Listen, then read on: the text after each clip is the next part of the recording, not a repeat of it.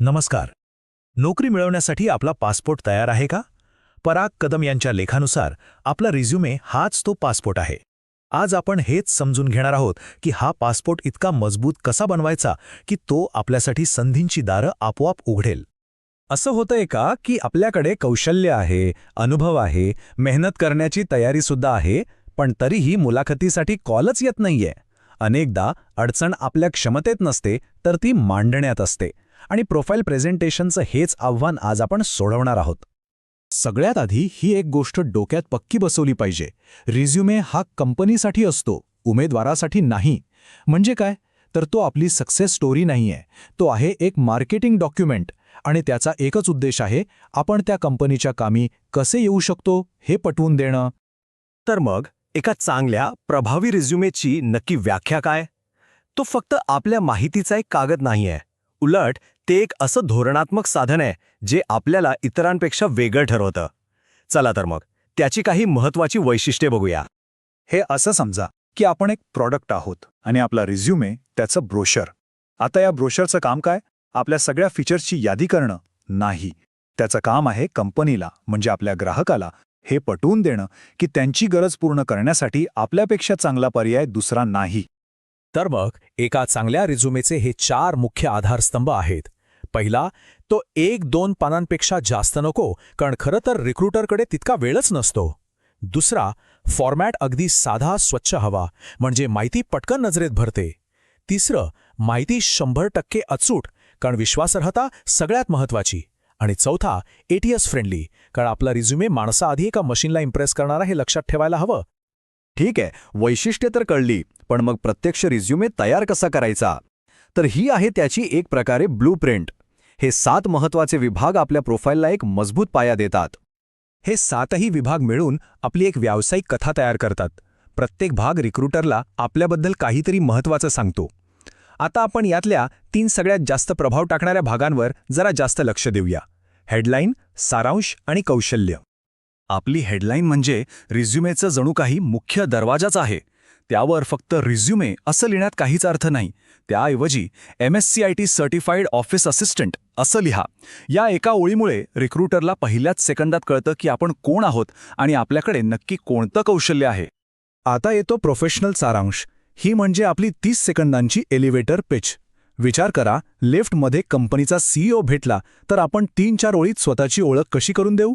बरोबर, आपल्या सर्वोत्तम क्षमता आणि कामाप्रती असलेली आपली निष्ठा यात दिसायलाच हवी. आता स्किल्स, इथे अगदी विशिष्ट आणि संबंधित कौशल्यांची यादी करणं खूप महत्त्वाचं आहे.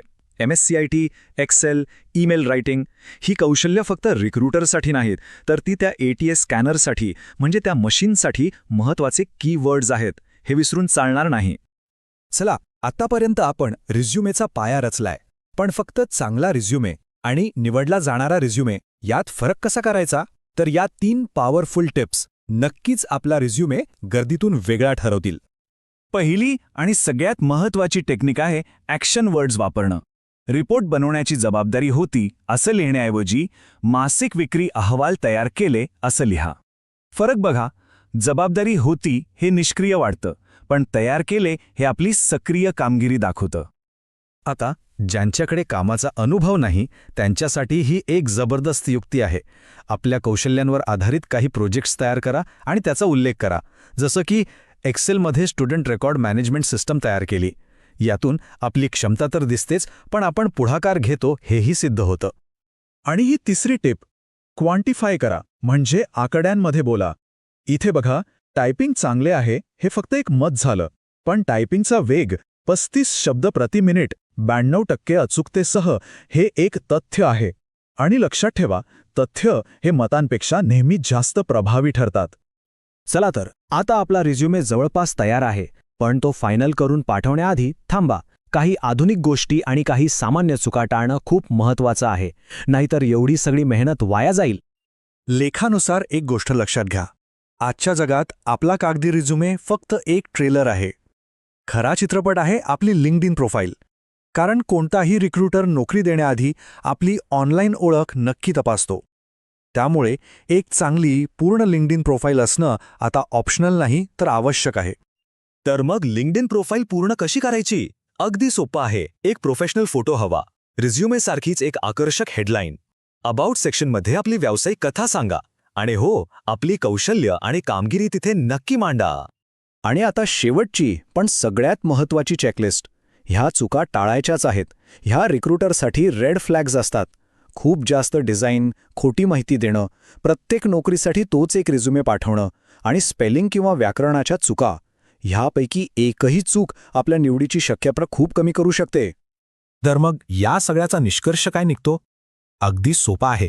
एक चांगला रिझ्युमे म्हणजे आपली पहिली मजबूत छाप आणि यावर मेहनत घेणं म्हणजे आपल्या करिअरची सुरुवातच मजबूत करणं. आणि जाता जाता प्रत्येकाने स्वतःला हा एक प्रश्न विचारायला हवा. आपला सध्याचा रिझ्युमे आपली खरी क्षमता दाखवतो का? जर याचं उत्तर नाही असेल तर आता तो बदलण्याची आणि योग्य बनवण्याची हीच ती वेळ आहे.